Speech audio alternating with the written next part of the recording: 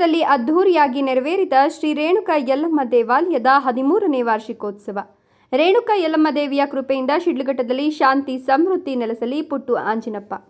ಶಿಡ್ಲಘಟ್ಟ ನಗರದ ಶಕ್ತಿ ದೇವತೆಯಾದ ಶ್ರೀ ರೇಣುಕಾ ಯಲ್ಲಮ್ಮ ದೇವಾಲಯದ 13ನೇ ವಾರ್ಷಿಕೋತ್ಸವ ಕಾರ್ಯಕ್ರಮವು ಭಕ್ತಿ ಭಾವ, ಧಾರ್ಮಿಕ ಆಚರಣೆಗಳು ಹಾಗೂ ಸಾಂಸ್ಕೃತಿಕ ಸಂಭ್ರಮ. ನಗರದ ಶಕ್ತಿ ದೇವತೆಯಾದ ಶ್ರೀ ರೇಣುಕಾ ಯಲ್ಲಮ್ಮ ದೇವಾಲಯದ 13ನೇ ವಾರ್ಷಿಕೋತ್ಸವ ಕಾರ್ಯಕ್ರಮವು ಭಕ್ತಿ ಭಾವ, ಧಾರ್ಮಿಕ ಆಚರಣೆಗಳು ಹಾಗೂ ಸಾಂಸ್ಕೃತಿಕ ಸಂಭ್ರಮದೊಂದಿಗೆ ಅದ್ಧೂರಿಯಾಗಿ ನೆರವೇರಿತು.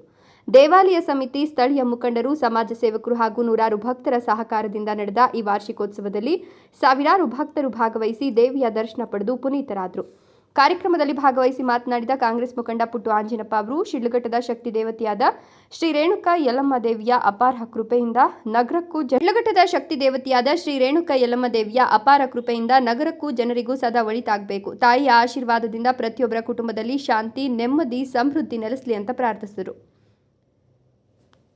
ತಾಯಿಯ ಆಶೀರ್ವಾದದಿಂದ ಪ್ರತಿಯೊಬ್ಬರ ಕುಟುಂಬದಲ್ಲಿ ಶಾಂತಿ, ನೆಮ್ಮದಿ ಮತ್ತು ಸಮೃದ್ಧಿ ನೆಲೆಸಲಿ ಅಂತ ಪ್ರಾರ್ಥಿಸಿದರು. ದೇವಾಲಯವು ಸಮಾಜ ಸೇವೆಯ ಕೇಂದ್ರವಾಗಿದ್ದು, ಪ್ರತಿ ಶುಕ್ರವಾರ ನಡೆಯುವ ಅನ್ನದಾನ ಮತ್ತು ಮಹಿಳೆಯರಿಗೆ ನೀಡಲಾಗುವ ಬಳೆ, ಕುಂಕುಮ ಸೇವಾ ಚಟುವಟಿಕೆಗಳು ಎಲ್ಲರಿಗೂ ಮಾದರಿ ಅಂತ ಹೇಳಿದರು.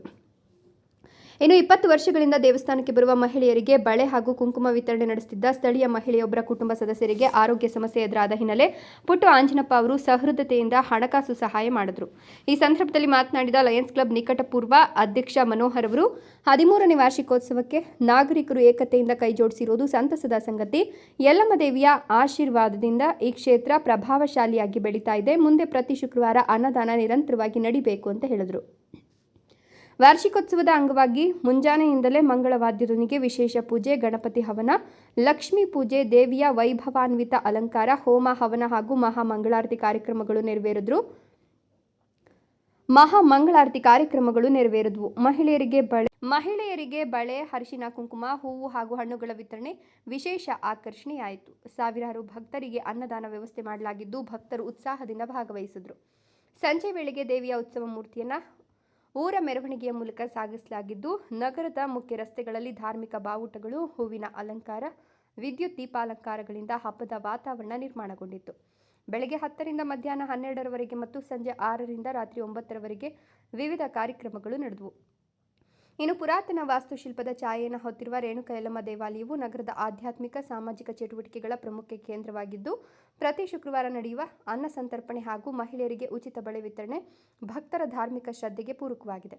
ಕಾರ್ಯಕ್ರಮದಲ್ಲಿ ದೇವಸ್ಥಾನ ಸಮಿತಿ ಸದಸ್ಯರು, ಸ್ಥಳೀಯ ಮುಖಂಡರು, ಸಮಾಜ ಸೇವಕರು, ಭಕ್ತಾದಿಗಳು ಹಾಗೂ ಸಾವಿರಾರು ಸಾರ್ವಜನಿಕರು ಭಾಗವಹಿಸಿದರು. ಈ ಸಂದರ್ಭದಲ್ಲಿ ಮುಖಂಡರಾದ ರಾಜ್ಕುಮಾರ್, ಬೂದಾಳ ವರದರಾಜು, ಆನೂರು ದರ್ಶನ್, ರಾಮಾಂಜಿ, ಪೂಜಾರಿ ಮಾಧವಪ್ಪ, ವೇದಮೂರ್ತಿ, ಹನುಮಂತರಾಜು, ನಾರಾಯಣಸ್ವಾಮಿ, ವಿ ಗಿರೀಶ್, ಕುಮಾರ್, ಆನಂದ್, ಲೋಕೇಶ್, ಮಂಜು ಹಾಗೂ ಅನೇಕರು ಹಾಜರಿದ್ದರು.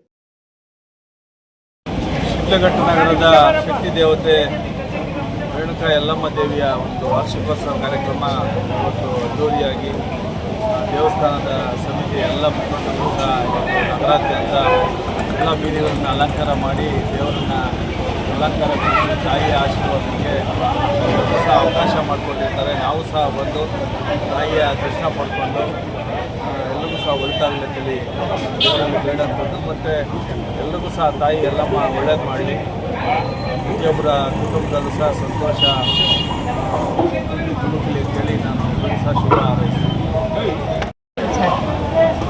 ಯಾರಿಗೆ ನೀವು ಈ ದೇವಸ್ಥಾನದಲ್ಲಿ ಬಳೆಯನ್ನು ಹಾಕ್ತಾ ಇದ್ರಲ್ವಾ? ಏನು ಮಗುಗೆ ಏನಾದರೂ ಹೆಚ್ಚು ಕಡಿಮೆ ಆಗಿತ್ತಾ? ಪುಟ್ಟಣ್ಣವರು ಸಹಾಯ ಮಾಡುತ್ತೀವಿ. ಎಷ್ಟು ವರ್ಷಗಳಿಂದ ಬಳೆ ಹಾಕ್ತಾ ಇದ್ರಿ ಇಲ್ಲಿ?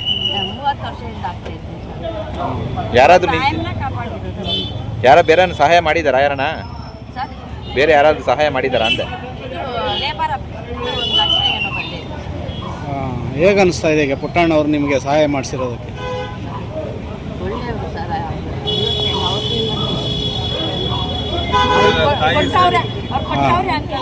ತಾಯಿ ಸೇವೆ ಮಾಡ್ತಾ ಇದ್ದಾರೆ. ಅವ್ರ ಮಕ್ಕಳಿವರು ದೇವರು ಅವ್ರಿಗೆ ಆರೋಗ್ಯ ಹೆಚ್ಚು ವೃದ್ಧಿಯಾಗಿ ಮಗ ಚೆನ್ನಾಗಾಗಿ ತಾಯಿ ಮಗ ಆಶೀರ್ವಾದ.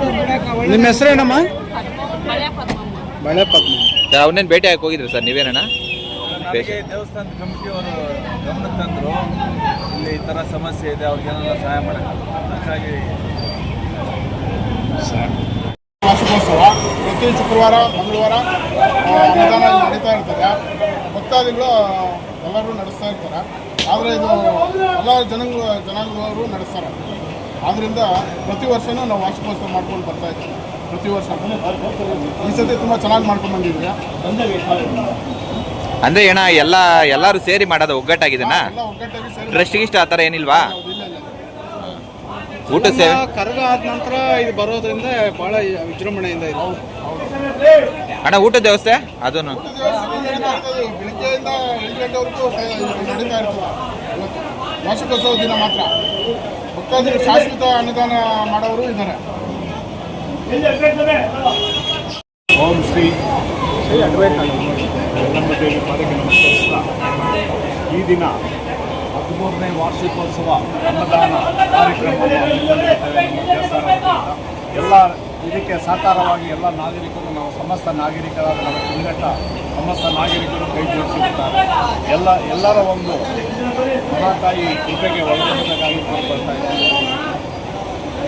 ಪ್ರತಿ ಶುಕ್ರವಾರ ದಿನ ಅನ್ನದಾನ ಈ ಕ್ಷೇತ್ರದಲ್ಲಿ ನಡೀತದೆ.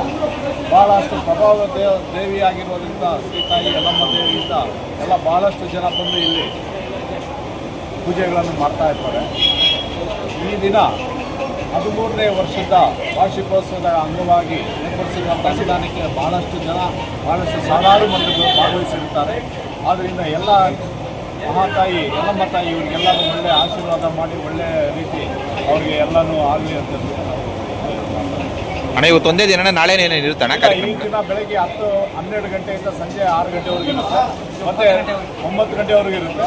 ಮತ್ತು ರಾತ್ರಿ ಸಂಜೆ 6 ಗಂಟೆಗೆ ತಾಯಿ ಉತ್ಸವವನ್ನು ಊರು ಮೆರವಣಿಗೆ ಇರುತ್ತದೆ. ಎಲ್ಲರೂ ನಾಗರಿಕರು ಇದರಲ್ಲಿ ಭಾಗವಹಿಸಿ ದೇವಿ ಕೃಪೆಗೆ ಪಾತ್ರರಾಗಿರ್ತಾರೆ.